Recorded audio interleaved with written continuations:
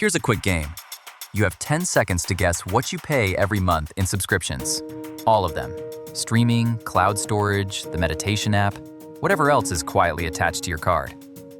Got a number?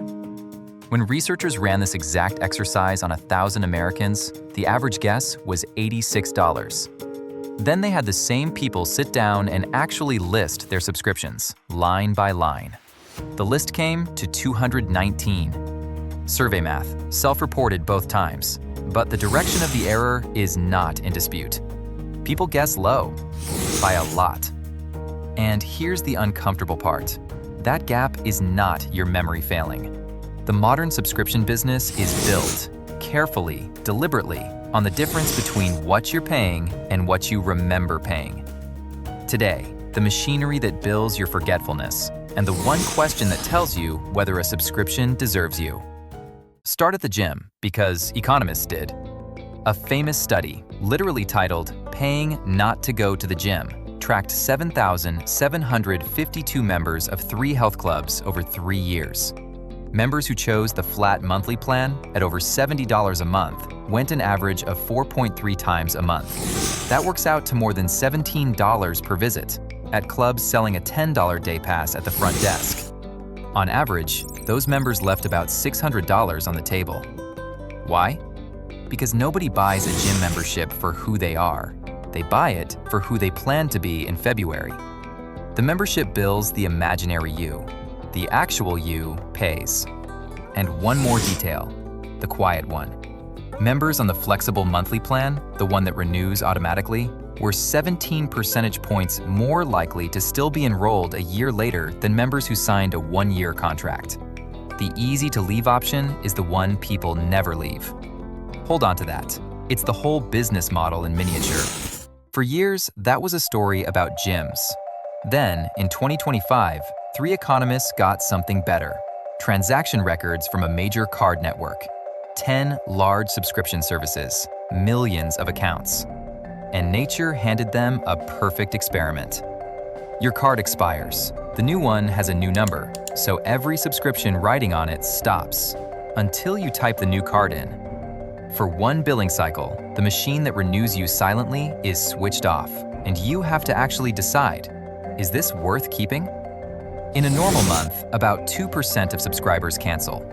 In the month attention is forced, roughly 8. 4 times the exits. Same product, same price. Nothing changed, except that somebody had to look.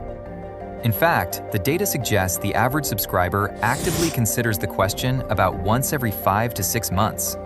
The rest of the time, the renewal decides for you. Added up, and the economist's estimate is this. Across those 10 services, cancellation frictions roughly double the seller's revenue.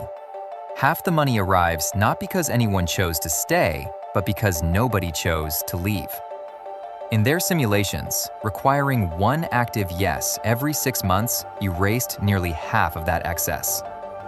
One yes every 6 months. That's all it took. None of this is new. It just used to be slower.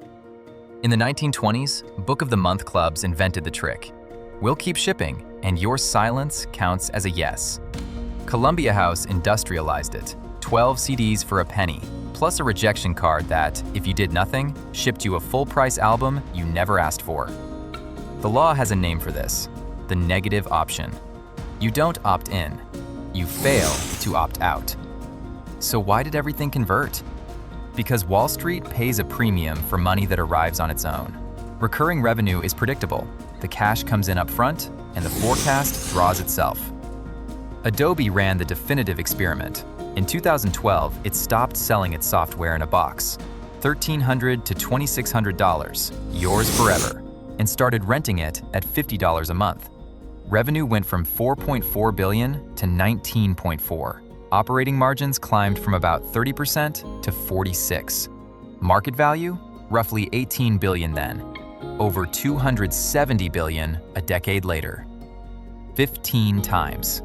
Same software, new billing. And if you kept a professional seat for 5 years, the subscription quietly cost more than the box ever did. Once that lesson landed, the conversions got creative. BMW offered heated seats. the ones already installed in the car you bought, for roughly $18 a month. The backlash was loud enough that in 2023, the company retreated. A board member conceded, quote, "It's either included from the factory or it's not." Mercedes still sells acceleration, $60 to $90 a month as of last reporting, to unlock speed your electric motor could already produce. And a class action alleges that HP pushed firmware updates that stopped its printers from accepting other companies' ink, steering owners toward its ink subscription. Allegation, not verdict. But notice what the market keeps reaching for. Take a thing people own, find the part they'd miss, and put a meter on it. Which brings us to the exit. Regulators have a word for the standard design, the Roach Motel. Easy to get in, remarkably hard to get out. And the case file is specific. Vonage, the phone company, removed online cancellation entirely. To leave, you called a special number, opened limited hours, and waited. That cost it $100 million in refunds. Amazon designed its Prime cancellation under an internal code name, Project Iliad. Signing up took a click or two. Leaving took 4 pages, 6 clicks, and 15 options. In September 2025, Amazon settled with the FTC for $2.5 billion, a $1 billion penalty plus refunds to some 35 million customers, while admitting no wrongdoing. Note what's missing from that list: punishment by the market. Streaming churn proves people do cancel when they're looking, but there's little evidence a hostile exit door costs a company in the long run.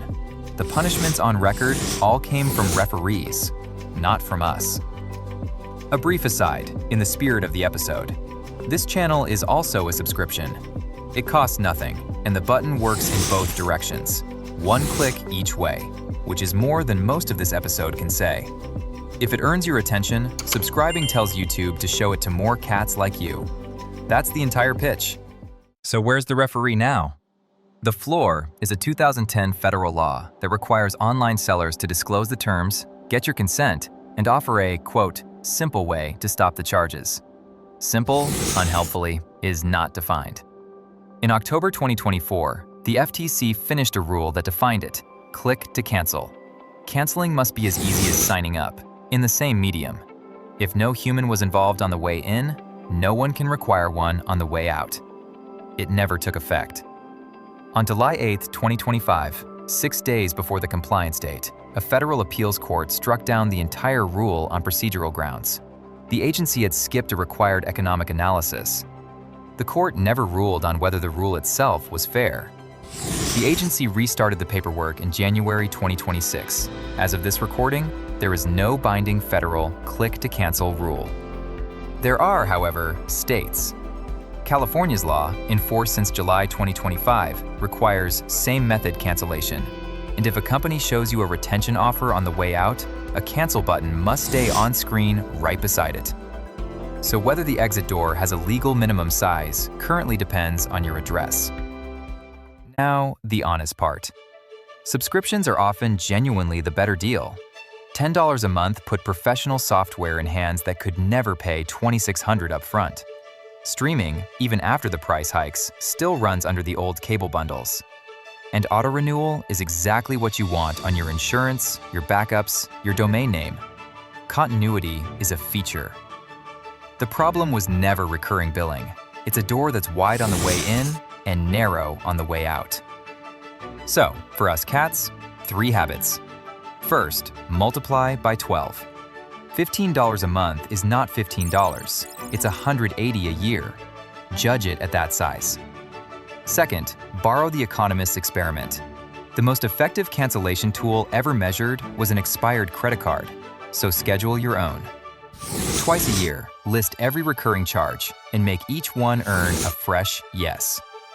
Somewhere on that list, your own $86 will finally meet your own $219. Third, before you subscribe to anything new, find the cancel button first. If it takes more than 2 minutes to find, that is not an inconvenience.